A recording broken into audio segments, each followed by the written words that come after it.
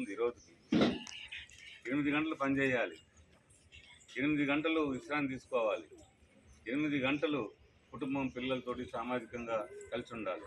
అందుకనే 8 గంటల పనిదినం కావాలని చెప్పేసి పోరాడితే అంగీకరించకపోతే సమ్మెలు జరిగాయి, పోరాటాలు జరిగాయి, కాల్పులు జరిగాయి, అణచివేత కొనసాగించారు. అయినా సరే కార్మిక వర్గం ఐక్యంగా ప్రతిఘటించింది. అనివార్యంగా పెట్టుబడిదారులు ప్రభుత్వాలు దిగొచ్చి 8 గంటలు ఇవ్వకపోతే సాధ్యం కాదు కాబట్టి 8 గంటల పనిదినం ప్రకటించారు.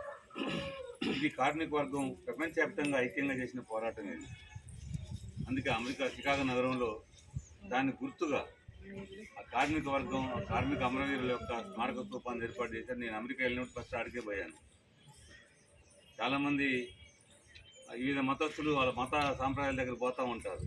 జెరూసలేం పోతారు, మక్కా పోతారు, అజ్మీరా పోతారు. కానీ కమ్యూనిస్టుగా కార్మిక వర్గం తరఫున పోరాడే వాళ్ళు మనంతా కూడా కమ్యూనిస్ట్ అంటూ కూడా మేడే అమరవీరుల స్తూపం కాడికి పోతారు. అక్కడికే ముందు వెళ్ళాను నేను. చాలామంది వస్తూ ఉంటారు. ప్రపంచవ్యాప్తంగా అనేక మంది కార్మిక నాయకులు అమెరికా వచ్చే వాళ్ళంతా కూడా ఆ చికాగో నగరం వచ్చి ఆ స్తూపం దగ్గర చూసి దాని నుంచి చాలా స్ఫూర్తి పొంది పోతూ ఉంటారు.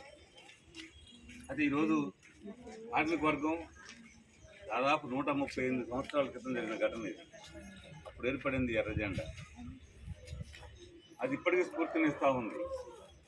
ఆ స్ఫూర్తితోటి ఆనాడు ప్రపంచవ్యాప్తంగా కానీ మన దేశంలో కానీ బ్రిటిష్ వాడు ఉన్నప్పుడు కానీ బ్రిటిష్ వాడు పోయిన తర్వాత కూడా కార్మికులు తమ జీవన పరిస్థితి మెరుగుపరచడం కోసం, సౌకర్యాల కోసం, హక్కుల కోసం అనేక పోరాటాలు చేయడం వల్ల ముఖ్యంగా ఈ దేశంలో సిఐటి నాయకత్వంలో అసంఘటిత రంగ కార్మిక వర్గం, అంగన్వాడీలు, ఆశాలు, హెల్త్ వర్కర్లు, మున్సిపల్ కార్మికులు, పంచాయతీ కార్మికులు, రకరకాలుగా అనేక రకాల ఫ్యాక్టరీలో పనిచేసే కార్మికులు, ప్రభుత్వ రంగంలో, ప్రైవేట్ రంగంలో, సంఘటిత రంగంలో, ఆర్టీసీలో, సింగరేణిలో, ఎలక్ట్రిసిటీలో, బిఎస్ఎన్ఎల్లో, పోస్టల్ డిపార్ట్మెంట్ అంటే అనేక మొత్తం బిహెచ్సిఎల్లో అనేక రైల్వేలో పనిచేస్తున్నటువంటి కార్మికులు, ఉద్యోగులు అనేక ఉద్యమాలు చేసి అనేక హక్కులు సాధించుకున్నారు.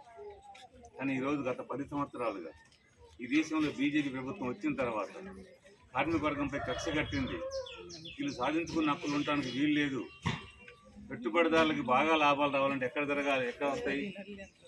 ప్రభుత్వం ఇచ్చే రాయితీలతో పాటు కార్మికుల్ని శ్రమ దోపిడీ చేయాలి, వేతనాలు తగ్గించాలి, పని గంటలు పెంచాలి, కూలి తగ్గించాలి, పని భారం పెంచాలి.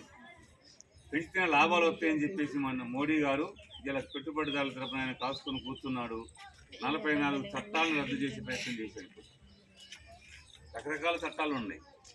మన పని నుంచి తీసేస్తే పోయి కోర్టుకు పోయి చట్టం మన